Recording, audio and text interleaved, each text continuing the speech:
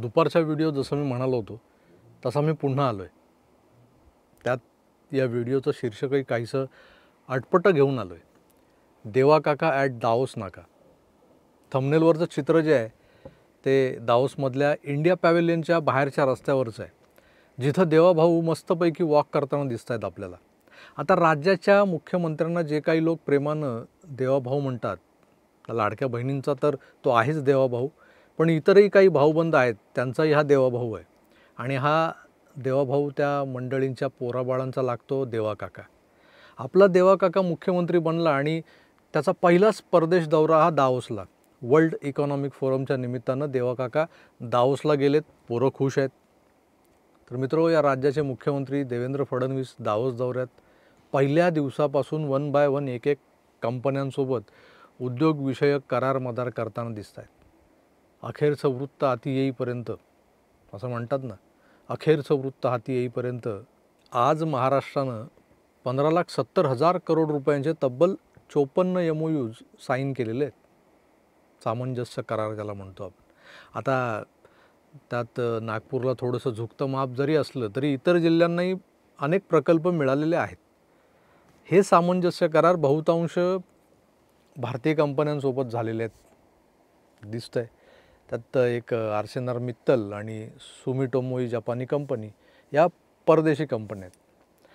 पण पुन्हा भारतातले पोटदुखे जे आहेत ते जागे झाले आणि त्यांनी नवीन टूम काढली. वर्तमानपत्रातली एक बातमी दाखवत प्रश्न विचारला आहे की एक तरी कंपनी परदेशी आहे का हे दाखवा. भारतातून स्वित्झर्लंडला जायचं, ते पण सर्वसामान्यांच्या पैशातून जायचं, महागड्या हॉटेलमध्ये राहायचं, जाताना आपले 100 कार्यकर्ते घेऊन जायचे, महाराष्ट्रातच असलेल्या अगोदरच्या कंपन्यांसोबत MOU करायचे आणि मग चहा पाण्यावर चालणाऱ्या पत्रकारांनी त्याचं कौतुक करायचं.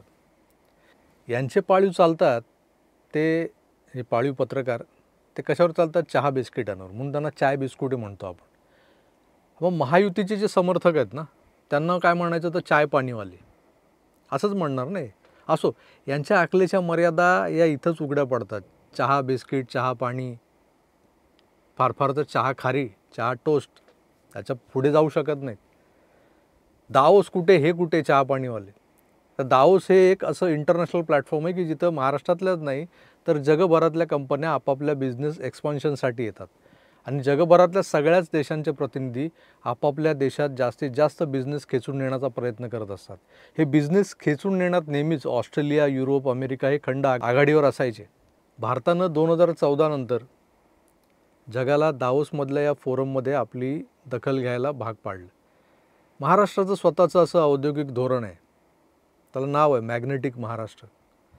या मॅग्नेटिक महाराष्ट्र या नावानं देवेंद्रजींनी या धोरणाला आकार देण्याचा प्रयत्न केलेला आहे. आधी सुभाष देसाई यांना तर मागच्या टर्मपासून जे उद्योगमंत्री आहेत उदय सामंत, त्यांना हाताशी धरून फडणवीस महाराष्ट्राला मॅग्नेटिकली चमकवण्याचा प्रयत्न करत आहेत. सध्या जी जहरी टीका होताना दिसते ना, त्यात ज्ञानबाची मेघ कुठे लपली आहे तेही सांगतो. तर मान्य की या कंपन्या महाराष्ट्रातल्याच आहेत ज्यांच्याशी महाराष्ट्र सरकारने MOUs केलेले आहेत. पण हे MOUs दाओसमध्ये होणं खरं तर कुठल्याही कंपनीला प्रतिष्ठेचं वाटतं, म्हणून दाओसमध्ये जाऊन हे MOUs व्हावेत ही त्या कंपन्यांची इच्छा होती. दुसरी बाजू फडणवीसांना टार्गेट करणं. त्यात झालं असं की या कंपन्या ज्या महाराष्ट्रातल्या आहेत असं म्हटलं जातं आहे, त्यांना इथेच महाराष्ट्रात भेटणं आणि त्यांच्यासोबत MOU करणं का जमलं नाही फडणवीसांना, हा प्रश्न विचारला जातो आहे. तर सत्ता स्थापनेपासून जो जांगडगुत्ता राज्यात सुरू आहे तुम्ही बघितलं आहे. कधी याची नाराजी, कधी त्याची नाराजी, त्यात मध्ये मध्ये नको नको ती आंदोलनं, मग कुणाची तरी मर्डर होते. मग त्या सगळ्या गोष्टींचा ठिकरा जो काही फोडला जातो आहे तो गृह खात्यावर गृहमंत्री असलेल्या, मुख्यमंत्री असलेल्या देवेंद्र फडणवीसांवर.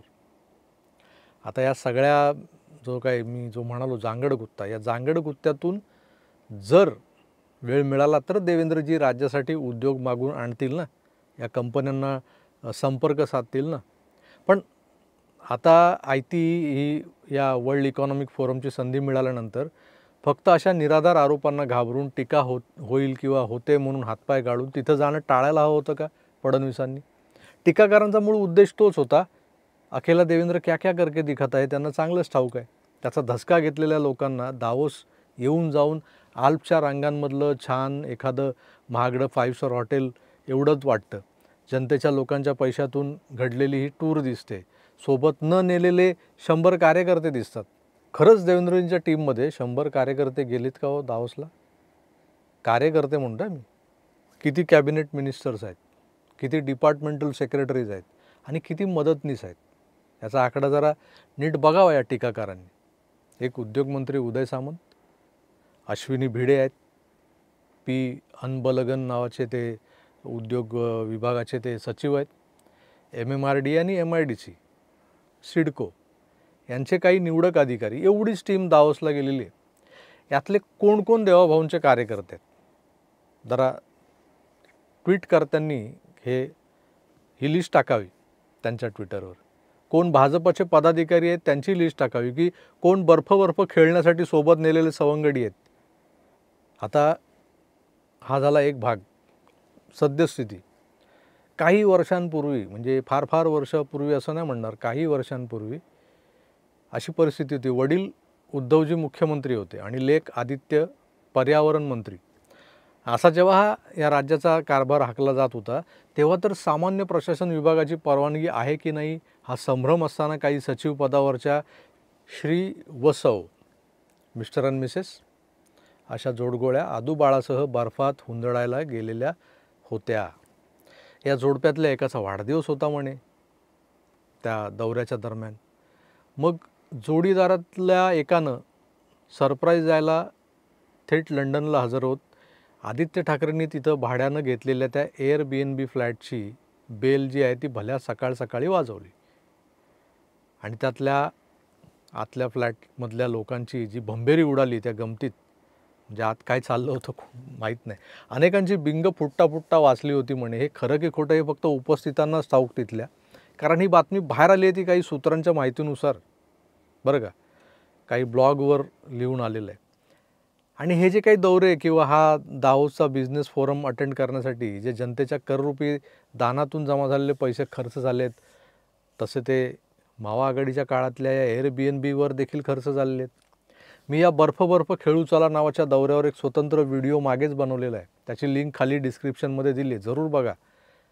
तर मित्र, देवा काका दावोस नाका जबरदस्त सुपरहिट ठरलेले आहेत. त्यांनी मुख्यमंत्री पदाची सूत्र हातात घेतल्यानंतर या पहिल्याच परदेश दौऱ्यात जबरदस्त अशी कामगिरी करून दाखवली आहे. दावोसमधल्या वर्ल्ड इकॉनॉमिक फोरमचा अजून एक दिवस अद्याप शिल्लक आहे. तोवर 16 लाख करोडचे उद्योग व्यवसाय महाराष्ट्रात आणण्यासाठी सामंजस्य करार झालेले आहेत. अजून काय हवं आहे? फक्त आता हे सगळे MOUs प्रत्यक्षात उतरले जावेत आणि राज्यातल्या बेरोजगार तरुणांना नोकऱ्या मिळाव्यात एवढीच अपेक्षा आहे. छोट्या उद्योजकांना कच्चा माल सप्लाय करण्याची कामं मिळावीत.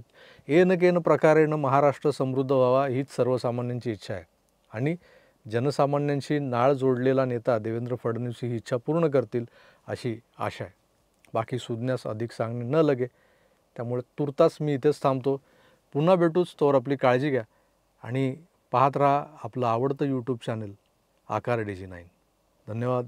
नमस्कार.